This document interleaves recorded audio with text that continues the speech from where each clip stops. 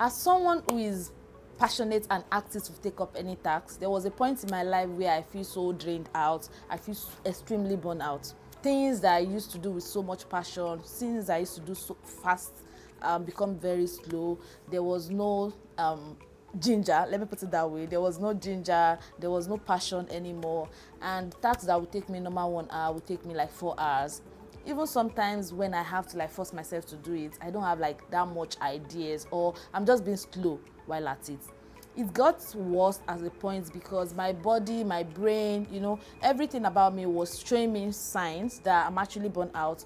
But because I just want to get the task done, I just want to show up and all those things, I wasn't paying attention to my body and all these symptoms that I was seeing.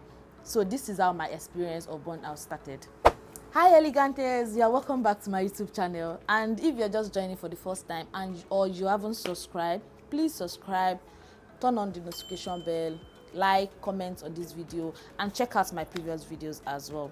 So today we are going to be talking about burnout. What is burnout? Burnout is a feeling, when you feel emotionally, physically unmotivated, you become less productive, you are uninterested even to yourself and to people around you, and you feel so negative. Tasks that take you 1 hour can now take you more than 1 hour. Burnout can happen to anybody. Either you're working physically or you are working remotely.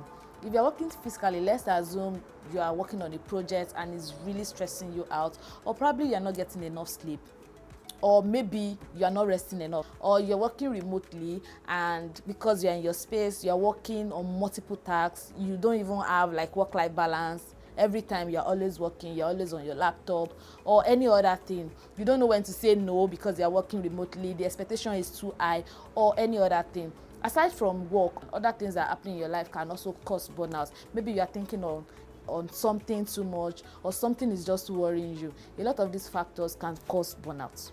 So burnout can actually be avoided. The thing is, you have to identify the factors that triggers burnout. It can be, for example, taking excessive workload. You have tasks A, B, C, D, E, F to work on, and you're given a limited number of time, or you are being asked by maybe your lead or your director that you are working on task A, when are you going to deliver it, or they ask you to even deliver it that day, or like a very limited period of time. The stress of having to like work on that task within that minimum period can stress you out. If you also have say poor work-life balance, it can be a factor that triggers burnout. You don't know how to separate work time from normal lifetime, especially when you work from home. This thing happen. Your laptop is always on your lap when you are in your bedroom, when you're in your living room, your workspace, and sometimes when you're in the toilet. It is very important for you to be careful to note how to balance your normal life from normal work. Another trigger that can cause burnout is when you have a toxic work culture. Let's say you have a superior or a director or a co-worker that doesn't know how to communicate, that doesn't know how to interact very well or play teamwork very well. It can trigger burnout for you because it's not going to make you appreciate your efforts or even the culture of what is happening in your organization. So that is one thing. And one very important factor that you should take note of, which is also a trigger, is when you set unrealistic expectation for yourself. Unrealistic expectation can come from you or can come from people that you are working with. Say you are to deliver on task A, and for task A you have expected to deliver your milestone is A, B, C, D, and it is actually not realistic, and or let's say it's not smart enough within the timeline that has been given, or maybe the resources provided are not enough or adequate enough to actually deliver those milestones. It's going to cause you burnout because now there is expectation and you in charge, you have to deliver it. That is a big trigger when it comes to burnout. One last trigger that I would love to mention is poor self-care. You're not taking care of yourself very well. My sister, my brother, you work so hard. Why are you not taking care of yourself? Okay, so now because you work remotely, you feel like you can have your bath later in the evening, or you can have breakfast in the evening. It is called breakfast for a reason. Take care of yourself, practice self-care, eat good food, eat healthy food, take water, and just pay attention to your body in general. The causes of burnout actually varies. especially from person A to person B. I've mentioned some triggers of burnout. Please know that these are just very little triggers. There are a lot of other triggers. So you as a person needs to study yourself.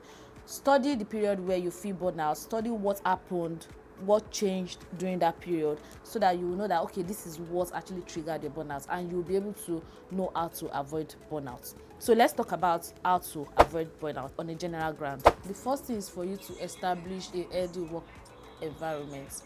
What do I mean?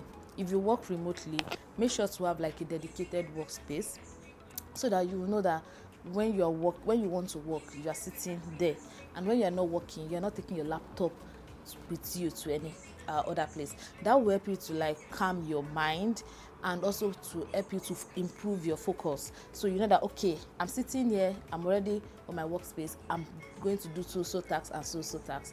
And when you want to take a break, you know that you are standing up from your workspace and doing whatever you want to do during your break. Remember, we mentioned the trigger of burnout the other time, and you not staying focused, you not being productive are triggers of burnout. So have a focused workspace environment. It will really help you to prevent or to undo burnout. The second thing is that you should set clear boundaries. You should know the time that you want to work from the time that you want to do other things. You can use time scheduling to like Google Meet, Calendly, among others, to like set or prioritize your time. So you know that, okay, I'm working 9 to 5, or I'm working for 4 hours. This first 1 hour is what I'm using for task A, and after the first 1 hour, I'm taking a break of 30 minutes, then I'm continuing my work for the next 1 hour. So you should have a clear boundary of work and your other activities. Don't forget that you are not alone.